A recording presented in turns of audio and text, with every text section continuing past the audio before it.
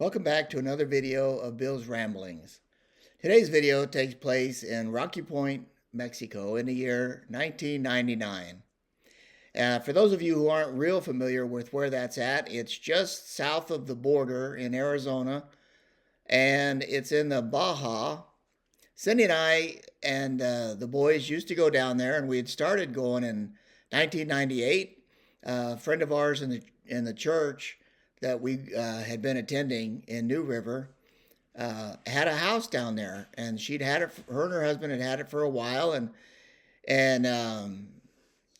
she invited us to go down there and with some friends, and um, we fell in love. We fell in love with Rocky Point. For those of you who speak Spanish, it's Puerto Penasco. But for those of us who don't, it's just Rocky Point. And so the interesting thing about Rocky Point is that at that particular time, it wasn't really that popular with the U.S. people, and it was what was a free zone. So you could go into Mexico and you could go down into Rocky Point, and you didn't have to have your passport or a visa or anything like that. And you could go down there and do some shopping and go to the beach and the fish, fresh fish and shrimps. Oh, the shrimps were so big. Blues. That's what we used to buy when we were down there. Mexican blues, and those blues were, they were a good 4 or 5 inches long, and they were nice. And of course, my favorite seafood is red snapper. And so every time we went down to Mexico, we'd bring back some red snapper, and we'd bring back a bunch of shrimp for Cindy. She really liked the shrimp, and well, we just had a lot of fun down there, and we'd do a lot of shopping and buy souvenirs and things that we really needed. We couldn't live without. Um, so anyway, the house that we had rented, this gal's house, was a big two-story house. It was right on the beach, and it was a private beach. And in the 90s, when we started going, the late 90s, you could be on that beach, and as far as you could see, there wasn't another human being on it. And the thing about the Baja and the water there is the tide goes way out. I mean, it really goes out far, and the land, the slope is very gentle, and so you don't necessarily, you don't necessarily get in very deep water. And when the tide goes out, there's a lot of tide pools, and you can walk around in there and look at the different fish and stuff that get stuck in the tide pools, and of course, when the tide comes back in, then of course that's all taken up. But we used to like to go in October. We'd like to go at the end of October, and we'd get a lunar chart, and we'd watch to see when we had a full moon. Because the full moon would make the tide go back out even farther. And so we went in October because the days were cool and the water was warm. And so in 1998, we had gone down there, and I I didn't take vacations very well. I worked for a Fortune 500 company, and I had been there for quite a few years, and it was a very stressful job. It shouldn't have been, but it was. It was a pretty stressful job, and I worked 12 hours on and 12 hours off. I rotated my from days to nights every 7 weeks, and my shift was 3 days on, 4 days off, and then reverse. So 3 days on, 4 days off, 4 days on, 3 days off. And I never got used to sleeping nights, and I never got used to sleeping days. And so, in addition to the politics of the company and the different stuff that they used to do, it was just a difficult place. And so I didn't vacation very well. So every time we'd go down to Rocky Point, I just worked. I worked and worked and worked. And you say, well, how can you work on a beach? I mean, there was nothing out there. I mean, even the house that we lived in, I mean, it didn't have city electricity. We had solar panels, We didn't have television and we didn't have cell phones and we didn't have any of that stuff back then. So what in the world could I do to work? Well, I started building sandcastles, and I'd build a sandcastle in the morning every day, and I'd work on it all day long. And Cindy used to tell me, she'd say, Bill, can't you just chill out? Can't you just relax? Can't you, walk the beach and sit on the chair or in the hammock or something? Just try to relax. Well, when I tried that, I actually would get sick. I would get sick, and it was just it was no fun.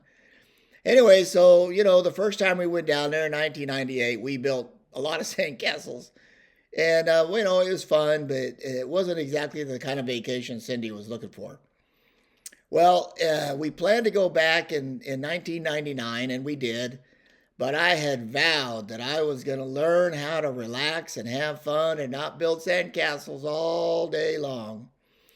And so I like to drink hot tea, and I would sit on the balcony of this two-story house in a lounge chair with my feet up on the deck, up on the railing up there, and watch the ocean. I just watch it. There wasn't a lot of waves. It was a very gentle, kind of a rolling ocean, and I would just sit up there, and Cindy'd yell down from the beach, and she'd say, Bill, let's go for a walk. And I'd say, honey, I can't. I'm busy relaxing. If I go down on the beach and hunt for shells or anything like that, that's just too much exertion, too much work. I can't do it. I got to relax. Well, anyway, I did find time to walk the beach with her, and I got in the water with her and, the kids and all. We did have fun. But in this particular day that I'm bringing this story to you is I was up on the balcony, and it was in probably early afternoon, right after lunch or whatever. And Cindy and the boys were down there playing around in the water. They had their snorkels on and their fins, and they were swimming around in the water, about waist deep out in the water. But waist deep, it was pretty far out. I mean, it was a lot of water between you and where the dry land was. And so I was just sitting there kind of watching the whole thing, and Cindy and the boys were out there swimming and having a good time. And all of a sudden, out of nowhere, this dorsal fin shows up. Dorsal fin starts popping out of the water every now and then, and I'm just kind of watching it, and all of a sudden Cindy, she gets up out of the water, and she kind of looks around, and she sees that dorsal fin, and she gets her eyes, and she's like, oh, shark, shark, and she starts running for the shore, yelling, kids, shark, kids, shark, and she's running. Well, you don't run very fast in waist deep water. I mean, she was just beating that water with everything she had, and she's yelling, shark! And I stand up. I stand up on the balcony, and I start yelling, dolphin! Dolphin! And she's yelling, shark! And I'm yelling, dolphin! And she couldn't hear me. She couldn't hear me for all the ruckus that was going on down in the water. And, well, anyway, she just gets this water through there like this, and she's going as fast as she could go, and she's still yelling for the kids. And finally, I just stood there and watched. I knew she wasn't in any kind of trouble because a dolphin wasn't known for eating people. And she finally gets up on land, and the kids come up with her, and she turns around and she looks at it, and she goes, oh, it's a dolphin. Oh, it's just a dolphin. And I'm up there shaking my head, and I'm yelling, I told you this was a dolphin.